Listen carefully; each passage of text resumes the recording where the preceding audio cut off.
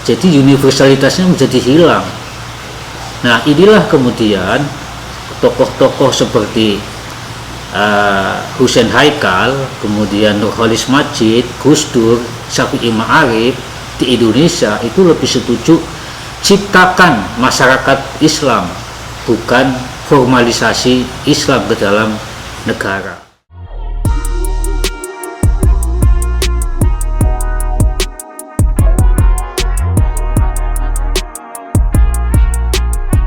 Assalamualaikum warahmatullahi wabarakatuh. Pada kali ini saya ingin berbicara tentang Islam dalam perspektif politik.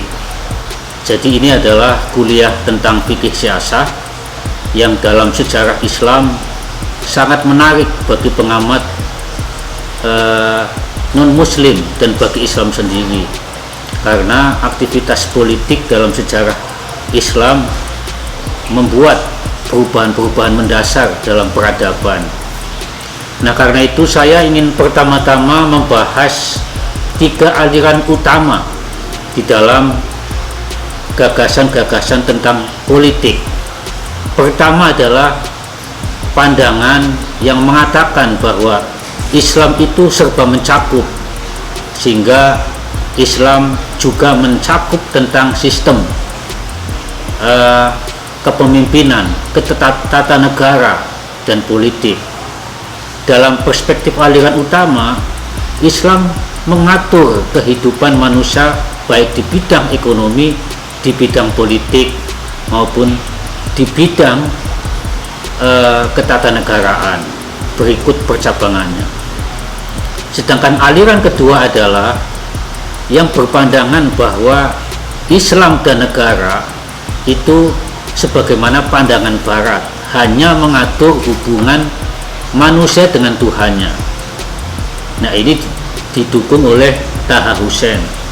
Dalam aliran kedua ini menunjukkan perspektif sekularisme, pemisahan agama dan negara. Sedangkan teori ketiga adalah berpendapat bahwa Islam dan negara itu hubungannya tidak seperti aliran pertama yang serba mencakup, bahwa Islam mengandung sistem lengkap tentang ketatanegaraan, tetapi juga tidak sepenuhnya hanya mengatur hubungan manusia dengan Tuhannya. Aliran ketiga ini lebih moderat, yakni bahwa di dalam Islam tidak sepenuhnya hanya mengatur Tuhan dengan manusia, tetapi juga ada nilai-nilai di dalam Islam yang mengatur tentang muatan politik seperti keadilan, persamaan, kedudukan manusia di bumi, tentang hak-hak, tentang toleransi, dan terusnya. Nah, secara ringkas, 3 aliran utama ini dapat dilihat dalam infografis berikut.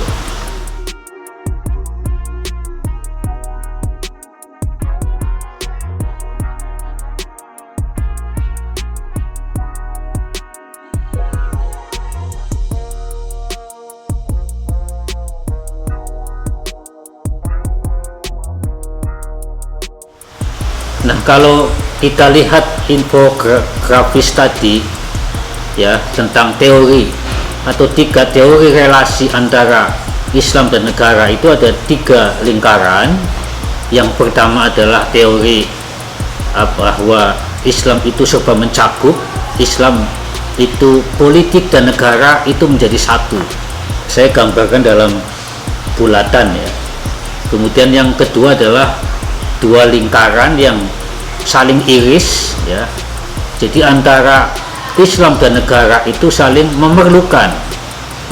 Nah, dan yang ketiga adalah teori bahwa Islam dan negara itu saling terpisah. Nah, ini 3 lingkaran ini menggambarkan 3 aliran utama tadi. Nah, menariknya adalah bahwa sepanjang abad modern, kalau dihitung sejak awal abad 19, itu aliran pertama yang mengatakan bahwa Islam dan negara itu satu, tidak terpisahkan, yang lebih uh, disebut sebagai teori teokrasi, negara teokrasi, bahwa Tuhanlah yang mengatur tentang kehidupan politik, kehidupan berbangsa dan bernegara.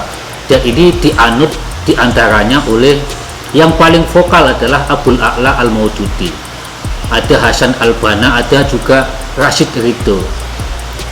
Nah, aliran yang kedua ini didukung oleh Taha Hussein, yakni bahwa Islam dan negara itu terpisah.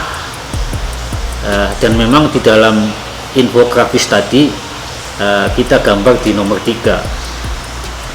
Kemudian yang bahwa Islam dan negara itu terpisah sama sekali, bahwa Islam itu tidak punya hak untuk mengatur kehidupan bertata negara, itu dianut oleh Taha Hussein. Jadi benar-benar sekularisme. Sedangkan yang menyatakan bahwa Islam dan negara itu saling membutuhkan disokong oleh tokoh Muhammad Hussein Haikal. Dan kalau di Indonesia itu ada Nurholis Majid, ada Gus Dur, yang menyatakan bahwa Islam dan negara saling membutuhkan. Negara dan Islam saling bersinergi, dan diwujudkan di Indonesia itu dalam bentuk Kementerian Agama yang mengurusi haji, mengurusi wakaf, mengurusi zakat infak, dan seterusnya. Nah, itulah kenapa kemudian di dalam hubungan antara Islam dan negara dalam sepanjang sejarahnya selalu melahirkan gerakan-gerakan yang sangat meruntuhkan nasionalisme. Coba lihat bagaimana Ikhwanul Muslimin di Mesir, kemudian yang modern adalah ISIS, ya, Islamic State of Iraq and Syria, ya, yang brutal, ya, membantai sesama Muslim yang tidak sepaham dan tidak semadhab. Nah, karena itu ada bahaya kalau Islam ditarik kepada segugus ideologi atau politik. Kenapa? Karena Islam yang bersifat universal, Islam yang tidak dibatasi oleh unit-unit kebangsaan dan teritorial, dipaksa hanya masuk ke kotak sebuah negara bangsa. Jadi universalitasnya menjadi hilang. Nah, inilah kemudian tokoh-tokoh seperti Hussein Haikal, kemudian Nurholis Majid, Gus Dur, Syafi'i Ma'arif di Indonesia itu lebih setuju ciptakan masyarakat Islam, bukan formalisasi Islam ke dalam negara. Nah, dengan demikian dapat kita pahami bahwa berbicara politik Islam dengan jumlah umat Islam yang menurut data itu sekarang berjumlah 1,8 miliar, ini lanskap politik Islam sangat menarik untuk dibahas. Dan kalau di Indonesia kekuatan Islam tentu, ya, harus diperhitungkan, karena Islam pun punya hak untuk memperoleh hak-hak keagamaan dan hak-hak kebangsaan.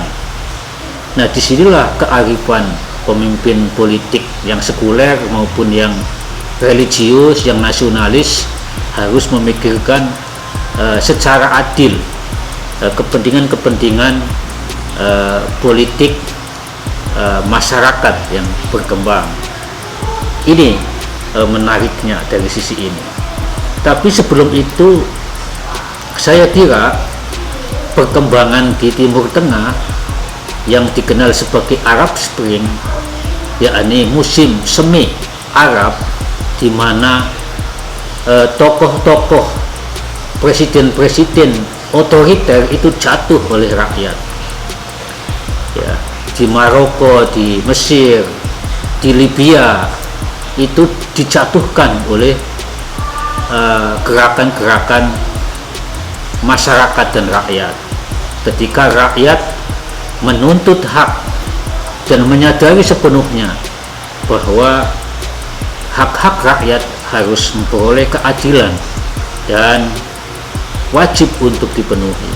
Nah, kesadaran politik akibat literasi teori-teori politik yang makin baik di kalangan umat Islam, maka kemudian Arab Spring menunjukkan bagaimana hak-hak rakyat dan pemimpin tidak lagi sebuah wakil Tuhan dalam pengertian teknis kata ini. Jadi demokrasi, kemudian pilih partai-partai politik itu di Arab dipandang sebagai keniscayaan dan menjadi pilihan bentuk kenegaraan bangsa-bangsa. Namun demikian patut dijelaskan bahwa negara-negara Muslim itu tidak punya satu sistem politik yang seragam. Misalkan di Arab Saudi itu hampir sepenuhnya kerajaan, ya, bahwa raja dan keturunannya itu punya hak untuk mewarisi. Sedangkan di Maroko, di Aljazair, ya, itu sistem kerajaan tapi berkonstitusi, ada undang-undang, ada partai-partai politik. Nah, kalau di Indonesia bagaimana? Di Indonesia itu adalah dasar negaranya bukan Islam, bukan agama, tapi Pancasila. Dan Pancasila ini adalah hasil dari pemikiran tokoh-tokoh politik di Indonesia yang merumuskan dan digali dari nilai-nilai kehidupan Nusantara sejak berabad-abad, kemudian menjadi nilai sila ke-1, ke-2, ke-3, ke-4, dan ke-5. Dan sila-sila Pancasila merupakan sistem dan pandangan hidup bangsa Indonesia yang dirumuskan dalam bentuk negara, yakni Pancasila. Saya kira itu, ya, kuliah fikih siasah ini, sehingga perlu diketahui bahwa 3 teori utama relasi Islam dan negara harus dipahami dengan jelas. Kemudian kita harus melihat bahwa yang paling rasional dan diterima oleh masyarakat luas hari ini adalah teori tentang bahwa agama dan negara hubungannya adalah sinergi, saling membutuhkan, sebagaimana digambarkan dalam infografis berikut. Terima kasih. Wassalamualaikum warahmatullahi wabarakatuh.